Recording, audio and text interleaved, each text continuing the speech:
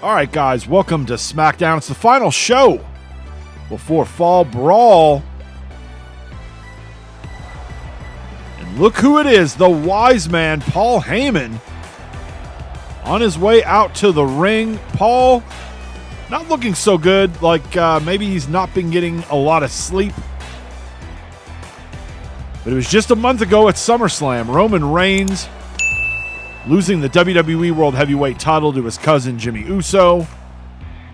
And then to follow that up after the match, we would see the return of The Rock, and Rock would chokeslam Roman. We have not seen the Tribal Chief since then. And then to follow that up, The Rock had a challenge for Fall Brawl, The Rock and Jimmy versus Roman and any other member of the Bloodline.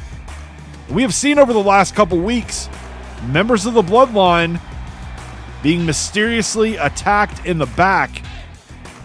Heyman saying Roman Reigns does accept the challenge. He will be at Fall Brawl, and his tag team partner will be the Samoan werewolf, Jacob Fatu. Mic drop. So I guess that means it's official. Rock and Jimmy versus Roman and Jacob Fatu.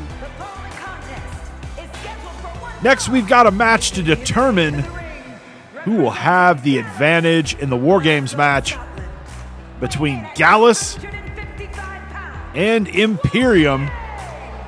It's going to be Wolfgang representing Gallus and Giovanni Vinci representing Imperium. Now, these two teams were supposed to meet back at SummerSlam in a six-man tag match. That match would be called off after Gunther injured the knee of Joe Coffey. You know what they say, card subject to change, and it did, as that match did not take place. A few weeks later, Joe Coffey would return and attack Gunther, and that would get a response from Nick Aldis as he would come out, make a match between these two teams at Fall Brawl in a War Games match.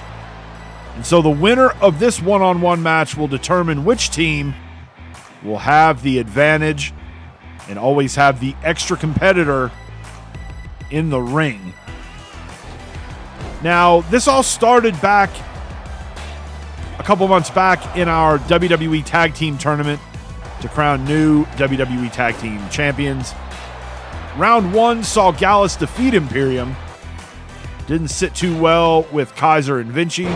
As the following week, the following round, they would attack Gallus on their way to the ring, which ultimately would result in Wolfgang and Mark Coffey losing that second round match. Then we saw it kind of go back and forth between these two teams, with eventually the leaders of each group, also getting involved with each other.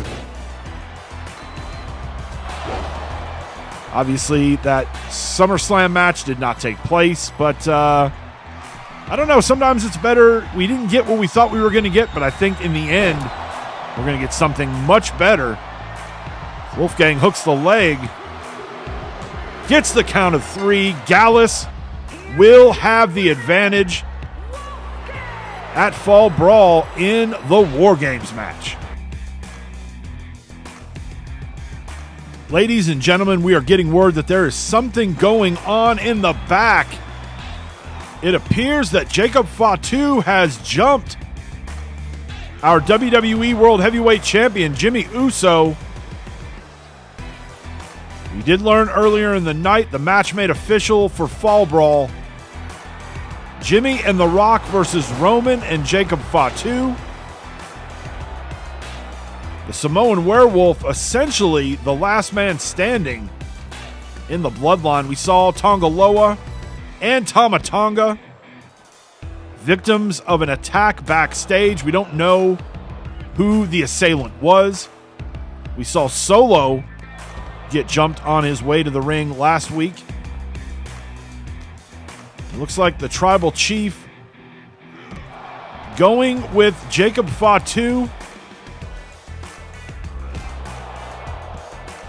I guess Fatu trying to soften up one of his opponents. Oh, and the knockout blow by Jacob Fatu. Wow.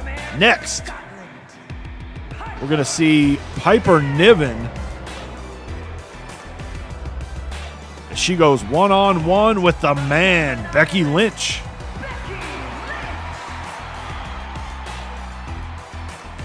Becky, over the last couple of months since returning during the Great American Bash Tour, has kind of been on a tour of destruction.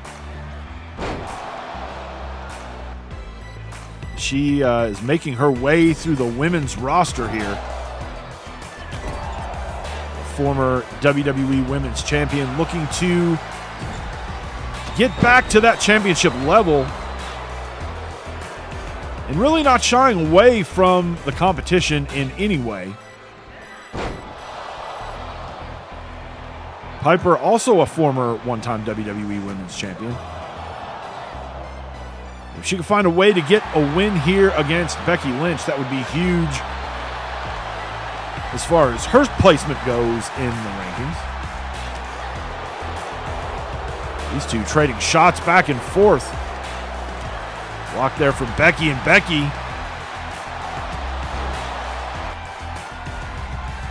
leg drop off the top rope. Goes for the cover. Only gets a 1 count.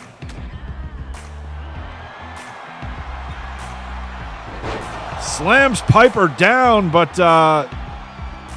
looks like that took quite a bit out of Becky as well. She tries to crawl over to Piper, eventually gets back to her feet. Goes for a cover again. That will do it. Becky Lynch victorious as she racks up another victory, this time against Piper Niven. It's time for our main event, and it is going to be our WWE Intercontinental Champion, Seth Freakin Rollins, with another one of his open challenges. Rollins, since becoming Intercontinental Champion at SummerSlam, has proved to be a fighting champion as he has defended the title each week since SummerSlam. Last week it was Logan Paul who took his shot, only to find his Fall Brawl opponent CM Punk ruining it for him. And it looks like this week it is going to be CM Punk who will accept the open challenge and take on Seth Freakin Rollins for the WWE Intercontinental title. Like we said last week, he would cost his Fall Brawl opponent Logan Paul in his championship match. We'll see if Punk will head into Fall Brawl as Intercontinental Champion. And it looks like Logan Paul out to return the favor as he jumps CM Punk as he makes his way down to the ring. The referee checking on Punk. Punk says he's good, so this one is going to happen. Here we go, and Seth Rollins, again, Rollins, a veteran and a very wily veteran at that. And he is not going to take it easy on Punk here. Punk had the opportunity to let the referee know that he was not good to go. As he gets a reversal here. Gets Punk up. GTS. We might have a new Intercontinental Champion. But Rollins able to get his shoulder up. Now reversal from Rollins. Off the ropes. Curb stomp. And a second curb stomp. For good measure, goes for the cover. And Seth Freakin Rollins is still your WWE Intercontinental Champion. Logan Paul back out here attacking CM Punk with a chair.